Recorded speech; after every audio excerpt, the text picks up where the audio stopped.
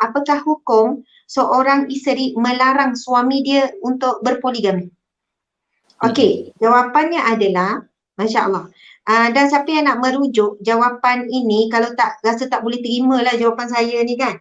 Apa Ustazah ni, emosi Ustazah jawab ni. Mana hujah, mana dalil? Macam tu lah. Tak tahu sekarang siapa yang beremosi. Yang bertanya ke yang memberi jawapan. Kadang orang lelaki pun beremosi ya dalam tajuk poligami ni. Okey, saya merujuk kepada Al-Kafi 1398. Al-Kafi 1398, iaitu rujukannya Pejabat Mufti Wilayah Persekutuan. Hukum isteri melarang suami berkahwin lain. Jadi menarik sangat kupasan. Masya Allah. Selamatlah saya terus sebut ni. Yang legasi yang ditinggalkan oleh kekanda Al-Fadhil Ustaz kita.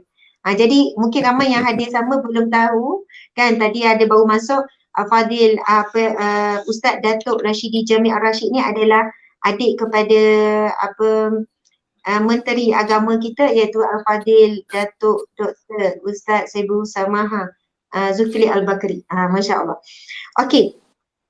Subhanallah, dijawab di sini, tidak berdosa hukum ke atas seorang isteri untuk melarang suaminya untuk berpoligami apabila terdapat keperluan untuk membantahnya. Hanya saja perkara yang dilarang hukum hakam syarak adalah mengharamkan apa yang Allah Ta'ala telah halalkan. Dan menghalang suami, subhanallah, dan menghalang suami daripada berkahwin lain dengan tindak tanduk yang tidak memenuhi syarak. Subhanallah. Dan disebutkan di sini, sekiranya seorang isteri melarang suaminya berpoligami atas sebab melihatkan kondisi suami itu tidak layak ataupun tak mampu, kan? Maka ia adalah suatu nasihat yang terpuji dalam agama. Masya Allah. Jadi kalau isteri itu melarang, bang, tak payahlah awak gini-gini, awak pun tak boleh nak didik saya dengan anak-anak dengan baik, awak pun sekian-sekian. Jadi itu adalah satu nasihat yang baik. Bukan terus cakap, awak menentang hukum Allah, terus dia guna hujah tu kan, subhanallah. Ini termasuk untuk mencegah daripada menyakiti hati isteri dan mengakibatkan gangguan berlebihan apabila isteri itu ditimpa penyakit cemburu. Sekarang biasa juga kan dikaitkan wanita ni beremosi bila cemburu. Masya Allah. Tuan-tuan, puan-puan sekalian, cemburu ni juga fitrah. Siapa yang menafikan cemburu, maka ia menafikan fitrah ciptaan Allah Subhanahu Wa Taala. Dan kerana sifat cemburu itulah akhirnya seseorang itu melakukan sesuatu yang mempertahankan kedudukannya. Masya Allah.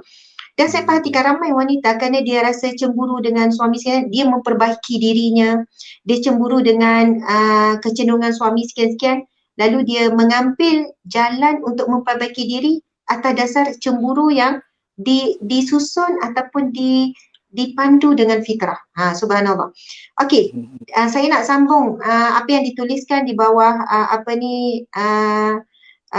di bawah artikel Mufti Wilayah Persekutuan ni. Jabatan Mufti ni. Ini termasuk untuk mencegah daripada menyakiti hati isteri dan mengakibatkan gangguan berlebihan apabila isteri itu ditimpa penyakit cemburu. Ini berdalilkan sebuah hadis daripada Al-Miswar bin Al-Makhramah radhiyallahu anhu bahawa Rasulullah sallallahu alaihi wasallam berkhutbah di atas mimbar. Ini daripada riwayat Bukhari dan Muslim ya, sahabat-sahabat sekalian, ini hadis yang sahih. Nabi sallallahu alaihi wasallam bersabda, "Inna bani Hisham bin Al-Maghirah ista'dzanu fi an yunkihu ibnatahum Aliya bin Abi Talib fala adhan summa la adhan illa an yurida ibn Abi Talib an yutalliqa ibnati wa yankiha ibnatahum fa innama hiya bad'atun minni yuribuni ma arabaha wa yudhini ma adhaha." Subhanallah, Allahu Akbar. Sadaqah Rasulullah sallallahu alaihi wasallam, yang bermaksud sesungguhnya Bani Hisham bin Al-Mughirah, subhanallah, meminta izin kepadaku agar aku menikahkan anak wanita mereka dengan Ali bin Abu Talib. Maksudnya Bani Hisham bin Al-Mughirah ni minta izin daripadaku, dengan dia minta izin dengan Rasulullah untuk menikahkan anak mereka kepada menantu Rasulullah, iaitu Sayyidina Ali bin Abi Talib, suami kepada Sayyidatina Fatimah. namun aku tidak mengizinkan mereka. Nabi ulang 3 kali.